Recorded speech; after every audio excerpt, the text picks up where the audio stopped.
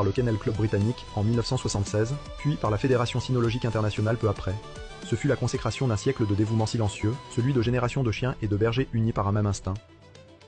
Je pèse à peine 20 kg, pour un peu plus d'un demi-mètre, mais chaque muscle est tendu vers l'équilibre parfait.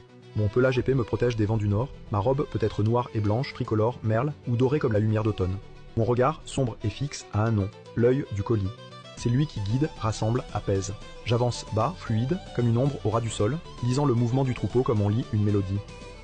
Mon intelligence est devenue légendaire. J'apprends en quelques instants, je retiens des centaines d'ordres, je reconnais des objets, des voix, des émotions. Les chercheurs me classent parmi les chiens les plus brillants du monde. Certains d'entre nous comprennent plus de 1000 mots. Mais ce que je comprends le mieux, c'est l'homme. Ses gestes, ses silences, son cœur. Je ne vis pas pour la gloire ni pour le jeu. J'ai besoin de buts, de mouvements, de dialogue. L'inaction me fatigue plus que la course. Voilà pourquoi on me retrouve aujourd'hui dans les concours d'agility, les équipes de recherche et de secours, les fermes, les montagnes, et parfois même auprès des enfants autistes que j'aide à s'ouvrir au monde. Chaque border collie porte en lui la mémoire d'un peuple de bergers. Dans mes veines coule le vent des landes, la voix des collines, le murmure des moutons sous la pluie. Et lorsque le soleil couchant éclaire ma robe noire et or, je sens encore le souffle de mes ancêtres, la fierté du travail bien fait, la fidélité d'un regard partagé depuis des siècles. Je suis le border collie, et aujourd'hui je vis aux côtés d'hommes et de femmes passionnés, qui voient en moi bien plus qu'un simple compagnon. Ils savent que je ne suis pas un chien de canapé, ni un jouet pour enfants. Je suis un esprit en mouvement, une flamme qui ne s'éteint jamais. Les familles qui m'adoptent apprennent vite que mon amour se gagne par le respect, la constance et la complicité. J'ai besoin de défis, d'objectifs, de gestes précis.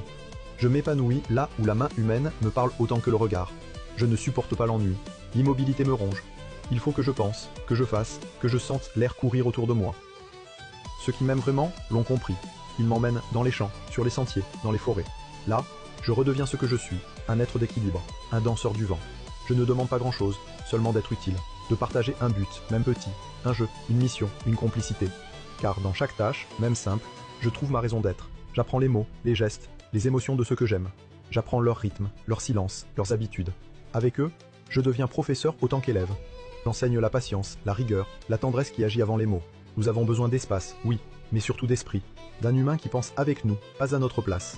Car notre véritable terrain, ce n'est pas seulement la lande, c'est le lien. Quand une famille me comprend, quelque chose de rare se produit. Une harmonie subtile, une conversation silencieuse entre deux êtres d'espèces différentes, mais d'âmes communes.